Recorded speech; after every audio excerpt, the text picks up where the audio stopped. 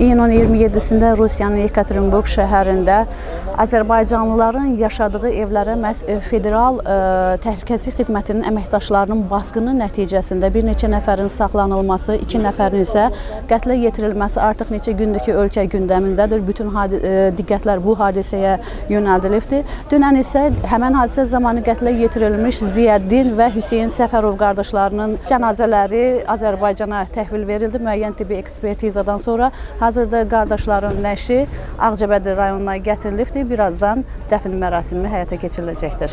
Əlbəttə, bu faciə hər kəsi sarsıtmaqla yanaşı həm də hiddətləndirdi. Çünki bu qəddarlıq tək bir ailəyə yox, onların simasında bütün xalqımıza qarşı edilmiş bir cinayətdir və hər kəs burada bir daha öz birliyini nümayiş etdirdi.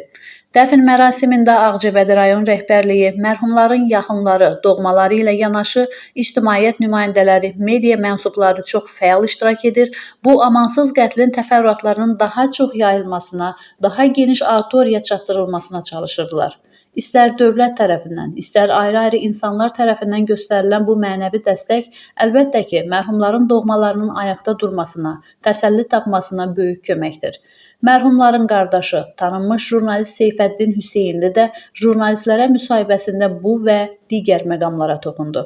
Dünən axşam Heydər Əliyev hava limanında böyük bir izdihamın iştirakı ilə axın-axın hava limanına gələn, öz qəzəbini də, kədərini də çox açıq şəkildə ifadə edən bir izdihamın iştirakı ilə Yekaterinburgda qətlə yetirilmiş bizim soydaşlarımızın və mənim qardaşlarım Səfərov, Hüseyn Səfərov, Ziyəddinin cənazələri vətənə gətirildi.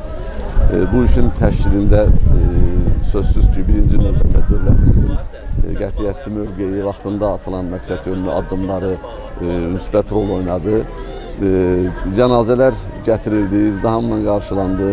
İnsanlar həqiqətən həm qəzəb, həm kədər, həm də qürur hisslərini ifadə edirdilər. Çünki bu bir dövlətin zülmün üzərində, zalim bir Rus rejiminin üzərində həm mənəvi qələbəsi idi, həm siyasi qələbəsi idi ki, bizim günahsız soydaşlarımızın haqsız, hüquqsuz, məhkəməsiz şəkildə qətlə yetirilmiş soydaşlarımızın və mənim qardaşlarımın cənazələri o qanlı rejimin pəncəsindən qurtarılıb vətənə gətirildi.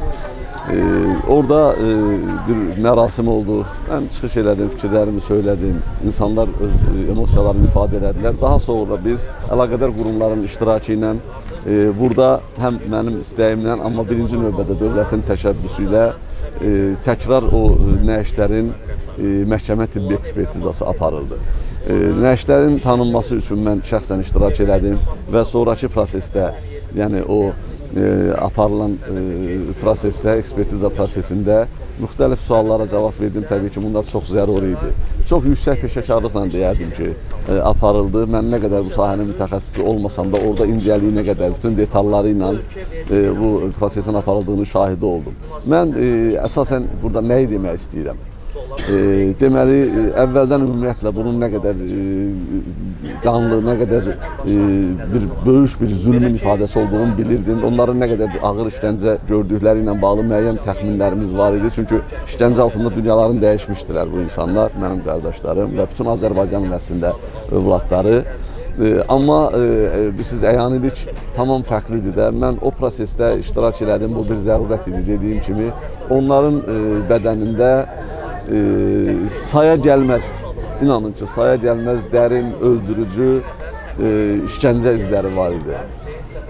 Yəni, bu işgəncə izləri ondan xəbər verirdi ki, heç nəyə baxmadan sırf öldürmək üçün, sırf ağrı vermək üçün, insanı belə deyim də, həyatına son qoymaq üçün ən ağırlı formada bu işgəncə bundan xəbər verirdi.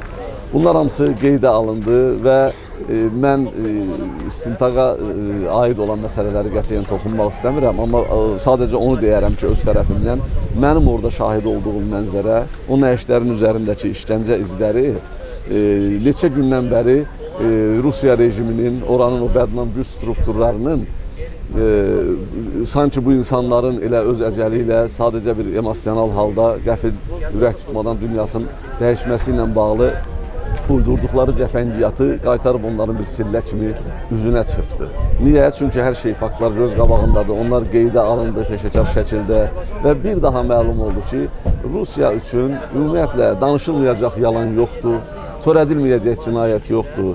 Bütün bu məsələlərdə, həyatın hər sahəsində, siyasətin hər sahəsində heç bir ülvi, müqəddəs xətti nöqtəsi olan bir rejim deyil. Onun üçün bilirsiniz, insan həyatı, insanlar həyatı, istər öz vətəndaşı olsun, istər kənarda olsun. Onun heç bir əhəmiyyət daşımadığı bir daha məlum oldu. İndi biz burada Ağcabədi rayonunda 30 il əvvəldən atam məskunlaşdığı bu yerdəyik, bu evdəyik. Burada birazdan vida mərasimi olacaq. Daha sonra cənazə namazı qılınacaq və yaxınlıqdakı məzarlıqdakı orada mənim nənəm, atam, anam və digər əzizlərimiz, eləcə də yerli cəmaatın, həmçinin Ağdam əzili cəmaatının əzizləri uyuyor o məzarlıqda. Qardaşlarım orada böyük yenə də bir izdihamla, xalqın iştirakı ilə orada torpağa tapşırılacaq. Mübarək vətən torpağı onların o yaralı nəşini öz qoynuna alacaq.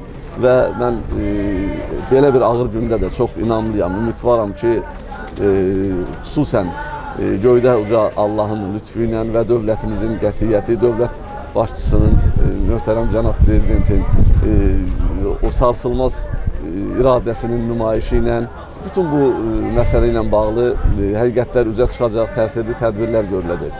Ən çox da, yəni biz orada hazırda da qanunsuz şəkildə həbsdə saxlanan soydaşlarımızın talihi ilə narahatıq, amma onlarla da əlaqədar qurumlar məşğul olurlar, diqqət artırılıb, onlarla bağlı da təsirli tədbirlər görülməkdədir. Nə deyim, həlak olanlarımızın ruhu şad olsun, yeri behişt olsun, xalqımızın başı sağ olsun, Allah dövlətimizi var eləsin, Allah Azərbaycanı, Azərbaycan rəhbərliyini qorusun. Qeyd edək ki, Ziyəddin və Hüseyn Səfərov qardaşları Ağcabədi rayonunun Hacıbədəlli kəndində doğmalarının yanında dəfn ediliblər.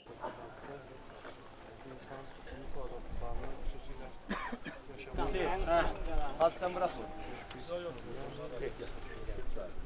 Emre orada görüşsüzdü mü? Biraz o tarafa dur. Tamam.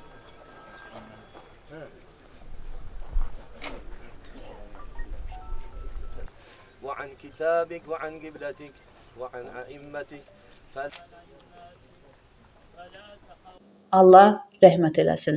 Məhsəti Musa, Kənan İsayev, Aran Ağcabədi internet televiziyası üçün.